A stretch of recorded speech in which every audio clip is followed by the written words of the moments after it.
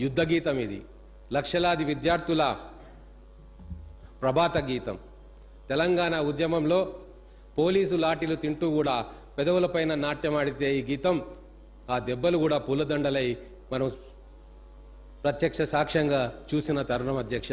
అటువంటి గీతాన్ని, అటువంటి స్ఫూర్తి గీతాన్ని ఈరోజు తెలంగాణ రాష్ట్ర గీతంగా ఈరోజు తెలంగాణ ప్రజలకు మరొకసారి పరిచయం చేసిన మన గౌరవ ముఖ్యమంత్రి గారు రేవంత్ రెడ్డి గారికి, కేబినెట్ సహచరులకు, తెలంగాణ ఉద్యమకారుల తరఫున అందరికీ శతకోటి వందనాలు తెలియజేసుకుంటా ఉన్నాం. గవర్నర్ ప్రసంగం ప్రతి బడ్జెట్ ముందు ప్రతి సంవత్సరము చెప్పడం ఆనవాయితీ అధ్యక్ష. గవర్నర్ ప్రసంగంలో ప్రభుత్వం భవిష్యత్తులో తీసుకోబోయే నిర్ణయాలు, ప్రజాస్వామ్య పాలనలో ప్రజలకు పారదర్శకంగా వివరించే ప్రయత్నం గవర్నర్ ప్రసంగంలో చేస్తారు అధ్యక్ష.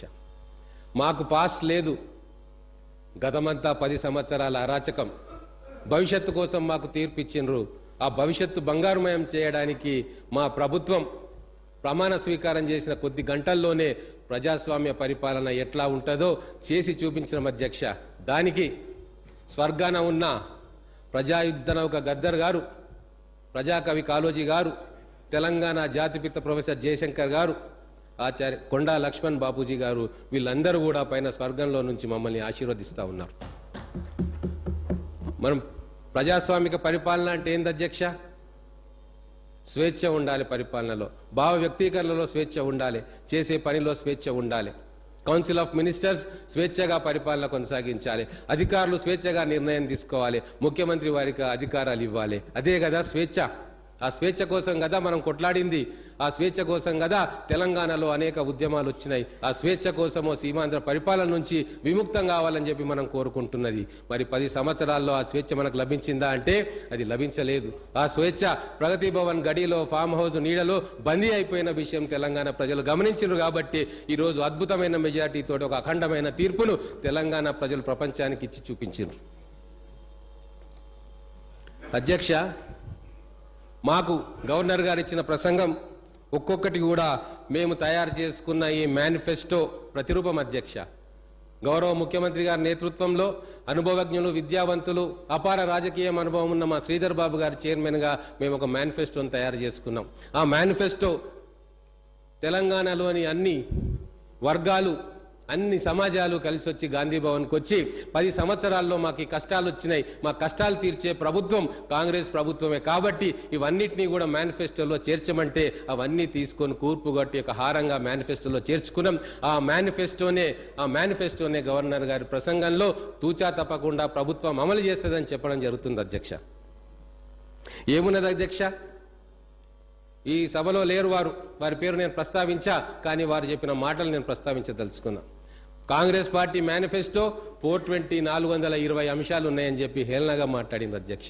నేను ఈ మేనిఫెస్టోను చూపుతా ఉన్నా, నేను కూడా లెక్కబెట్టిన అధ్యక్ష ఎన్ని అంశాలు ఉన్నాయి.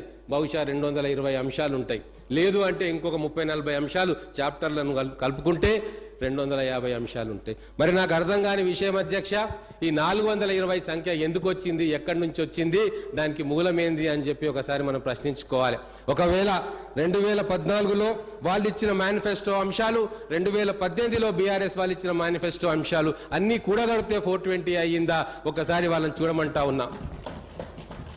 లేదా మొత్తము ఇచ్చిన అంశాలు, ఇచ్చిన మేనిఫెస్టో, ప్రజలకు ఇచ్చిన వాగ్దానాలు ప్రతి పేజీలో అబద్ధం ఉంది. ఇది 2014లో టీఆర్ఎస్ పార్టీ ఇచ్చిన మేనిఫెస్టో. వాళ్ళకి పంపుతా, వాళ్ళ సీనియర్ నాయకులను పేజీ చూసుకోమని చెప్తా ఉన్నా. గుండె మీద చెయ్యేసుకొని ఆత్మసాక్షిగా చెప్పమనండి. వాళ్ళు ఇచ్చిన మేనిఫెస్టో 9.5 సంవత్సరాల్లో వాళ్ళు ఎన్ని అమలు చేసిర్రు, ఎన్ని అమలు చేయలేదు, ప్రతి ఒక్క పేజీలో నేను టిక్కు పెట్టినా ప్రతి ఒక్క పేజీలో ఒక అబద్ధం దాగి ఉంది, ఒక వంచన దాగి ఉంది, ఒక మోసం దాగి ఉంది. అది తెలంగాణ ప్రజలు గుర్తించరు. కాబట్టి ఇక్కడున్న వాళ్ళు అక్కడికి పోయినరు, అక్కడున్న వాళ్ళం ఇక్కడికి వచ్చిన అధ్యక్ష. ఇది వాళ్ళు గుర్తించాలని చెప్పి నేను కోరుకుంటా ఉన్నా. 420 అంటే 4 + 2 6 ఎవరు లక్కీ నెంబర్ అధ్యక్ష? చేసిన మోసాలు మనసులో ఉన్నాయేమో, మదిలో ఉన్నవేమో, అందుకే ఆ 420 అనే పదం మాటి మాటికి ఆ నాయకుల నోటి నుంచి బయటకు వస్తూ ఉంది. హుందాగా ఉండాల్సిన అవసరం వచ్చింది.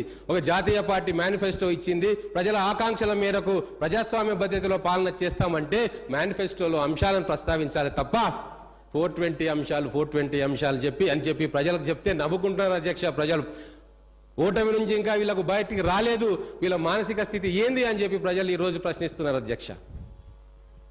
అలాగే